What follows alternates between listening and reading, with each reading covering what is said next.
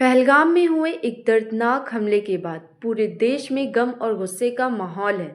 लेकिन इस बार जवाब सिर्फ निंदा तक सीमित नहीं रहा। प्राइम मिनिस्टर नरेंद्र मोदी ने पाकिस्तान के खिलाफ कई कदम उठाए। इंडस वाटर ट्रीटी को सस्पेंड कर दिया गया, सार्क वीज़ा एग्जाम्शन हटा दिया गया और बॉर्डर तक बंद कर दिया गया। लेकिन इन हेडलाइन के पीछे की असली कहानी क्या है? कैसे इतनी सालों पहले तय हुए एग्रीमेंट एक दिन में सस्पेंड हो गया? आज के वीडियो में समझेंगे हर कदम का हिस्टोरिकल और पॉलिटिकल बैकग्राउंड।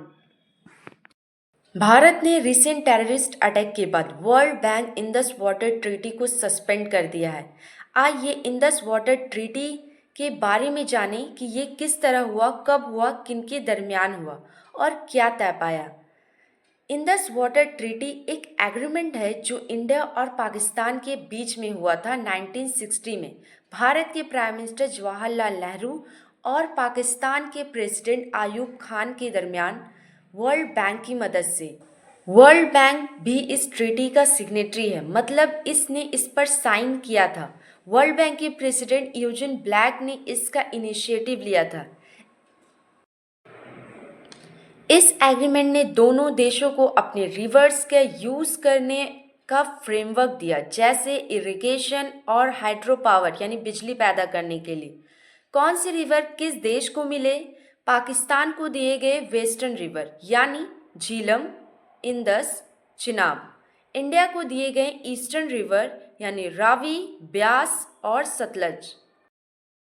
ये एक ऐसी ट्रीटी है जिसने दोनों देशों के बीच के पानी के बंटवारे को संभाला हुआ है और जब भी कोई प्रॉब्लम होती है इसके अलग अलग सॉल्यूशन के तरीके डिसाइड किए गए हैं। भारत ने दूसरा बड़ा स्टेप लिया है, वो है सार्क वीज़ा एग्जाम्शन।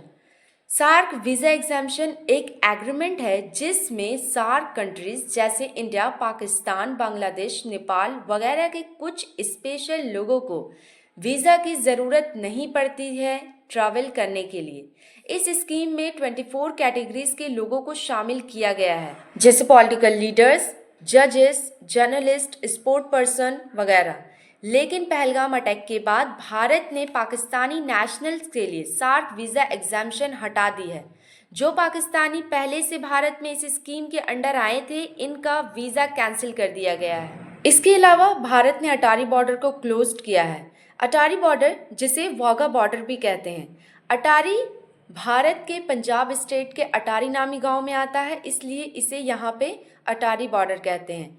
और यही बॉर्डर पाकिस्तान के पंजाब के वाघा नामी गांव में आता है, इसलिए वहाँ पे इसे वाघा बॉर्डर कहते हैं। ये बॉर्डर पाकिस्तान के साथ एक इम्पॉर्टेंट लैंड क्रॉसिंग पॉइंट है। इस बॉर्डर के क्लोज्ड होने की वजह से ट्रेडिंग और माइग्रेशन दोनों में रोक लगेगी। भारत के जरिए लिए गए इन स्टेप्स के बाद पाकिस्तान ने भी पलटवार किया है। जवाब में उन्होंने कहा कि अगर भारत पानी बंद करता है तो वो इसे जंग के बराबर समझेगा। पाकिस्तान ने भारत के साथ अभी फिलहाल के लिए अपने सभी दो तरफा समझौतों को रोक दिया है, जिसमें शिमला एग्रीमेंट को सस्पेंड करना भी शामिल है। शिमला एग्रीमेंट एक पीसफुल एग्रीमेंट है जो भारत और पाकिस्तान के बीच 2 जुलाई 1972 को शिमला में हुआ था। ये समझौता 1971 के भारत पाकिस्तान वॉर के बाद हुआ था। इस एग्रीमेंट में भारत की तरफ से प्राइम मिनिस्टर इंदिरा गांधी और पाकिस्तान की तरफ से जुल्फिकार अली भट्टू थे। इस एग्रीमेंट में ये तय पाया कि सभी डिस्प्यूट को पीसफुली सॉल्व करेंगे, लाइन ऑफ कंट्रोल का रिस्पेक्ट करेंगे और ज़बरदस्ती इसको नहीं बदलेंगे। दोनों देशों ने ये प्रॉमिस किया कि वो डिप्लोमेटिक और पॉलिटिकल रिश्तों को नॉर्मल करने की कोशिश करेंगे। इन दोनों देशों ने कहा कि वो अपने मसले खुद आपस में मिलकर सुलझाएंगे, किसी तीसरे देश को इन्वॉल्व नहीं करेंगे। इसके अलावा दोनों देशों ने कई चीज़ें सस्पेंड की हैं, लेकिन इस वीडियो में हम उन मेजर स्टेप्स के बारे में जानें जिनके पीछे एक पॉलिटिकल और हिस्टोरिकल बैकग्राउंड रहे हैं।